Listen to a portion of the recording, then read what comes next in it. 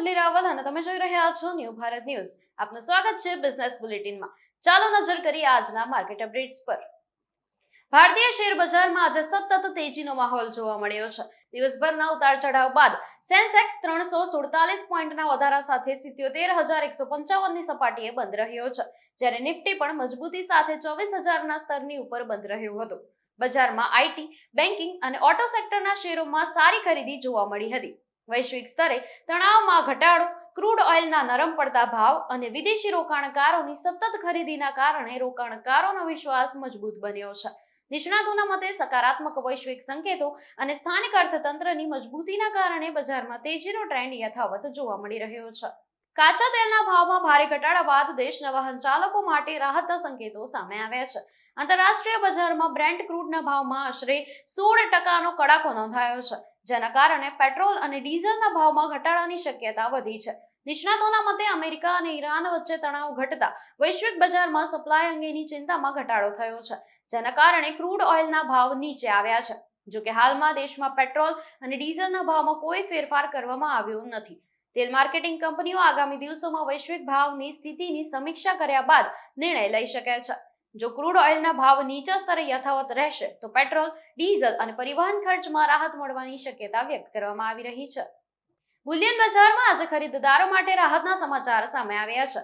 સોના અને ચાંદીના ભાવમાં ઘટાડો નોંધાયો છે અને ઇન્ડિયન બુલિયન એન્ડ જ્વેલર્સ એસોસિએશનના આંકડા મુજબ 1 કિલો ચાંદીના ભાવમાં 744 રૂપિયાનો ઘટાડો નોંધાતા તેનો ભાવ 2,48,000 રૂપિયા પર આવી ગયો છે, જ્યારે 24 કેરેટ સોનાના ભાવમાં 558 રૂપિયાનો ઘટાડો નોંધાતા 10 ગ્રામ સોનાની કિંમત 1,50,000 રૂપિયા પર પહોંચી છે।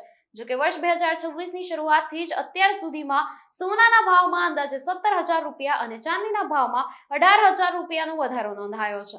નિષ્ણાતોના મતે વૈશ્વિક સ્તરે આર્થિક અનિશ્ચિતતા વચ્ચે લાંબા ગાળે કિંમતી ધાતુઓમાં તેજી યથાવત રહી શકે છે। કેટલાક આંતરરાષ્ટ્રીય વિશ્લેષકોનું માનવું છે કે આગામી સમયમાં સોનાનો ભાવ 1,93,000 રૂપિયા સુધી પહોંચી શકે છે। હવાઈ મુસાફરી કરનારા મુસાફરો માટે એર ઇન્ડિયાએ નવી અને સસ્તી ભાડા શ્રેણી શરૂ કરી છે। એર ઇન્ડિયાએ પસંદગીના સ્થાનિક રૂટ પર બેસિક ફેરનો પાયલોટ પ્રોજેક્ટ શરૂ કર્યો છે। આ નવી કેટેગરી હેઠળ મુસાફરોને ટિકિટ ઓછી કિંમતે મળશે, પરંતુ તેમાં મફત ભોજનની સુવિધા સામેલ નહીં હોય। જો કે મુસાફરોને 15 કિલો ચેક ઇન બેગેજ અને 7 કિલો કેબિન બેગેજની સુવિધા યથાવત મળશે। એર ઇન્ડિયાનું કહેવું છે કે આ વિકલ્પ ખાસ કરીને ઓછા ખર્ચે મુસાફરી કરવા ઈચ્છતા ગ્રાહકો માટે લાવવામાં આવ્યો છે। જો પાયલોટ પ્રોજેક્ટ સફળ રહેશે તો ભવિષ્યમાં વધુ રૂટ પર પણ આ સુવિધા શરૂ થઈ શકે છે। બેંક ગ્રાહકો માટે મહત્વના સમાચાર સામે આવ્યા છે। રિઝર્વ બેંક ઓફ ઇન્ડિયાએ બેંકો દ્વારા ગ્રાહકોને જબરદસ્તી ઇન્સ્યોરન્સ પોલિસી વેચવાની પ્રથા જે છે અને રોકવા માટે કડક નિયમો જાહેર કર્યા છે। નવા નિયમો અનુસાર હવે કોઈ પણ બેંક ગ્રાહકને લોન, ખાતું અથવા અન્ય સેવા મેળવવા માટે ફરજિયાત રીતે ઇન્સ્યોરન્સ અથવા અન્ય નાણાકીય પ્રોડક્ટ ખરીદવા દબાણ કરી શકશે નહીં।